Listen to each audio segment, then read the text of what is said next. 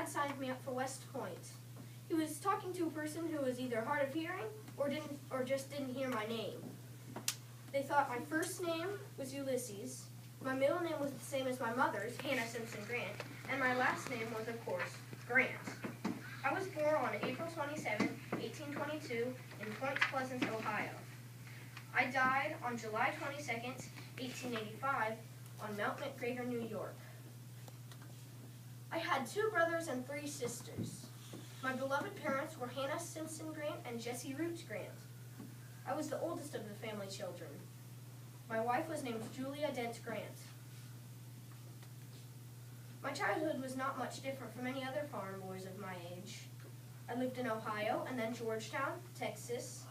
I went to school until I was 14, and when I was a younger chap of about 13 or 14, I would actually pay my friends to work for me as an accountant in my father's leather tannery because I hated the smell so much.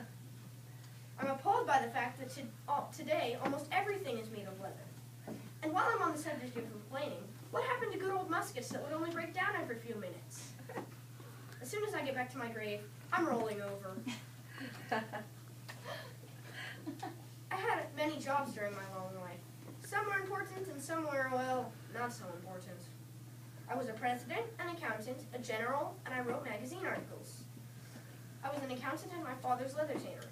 Also, I didn't just start out as a general. I was a private, then I resigned, came back as a colonel, and worked my way up from there. I have quite a few claims to fame if I do not say so myself. The great Robert E. Lee surrendered to me. Pause. Let's go to the school board. Now, most people think that the Southern generals were better than the Northern generals. But is that really true? Let's find out. Stonewall Jackson, shot and killed. Robert E. Lee surrendered to me. And little old me, elected president twice.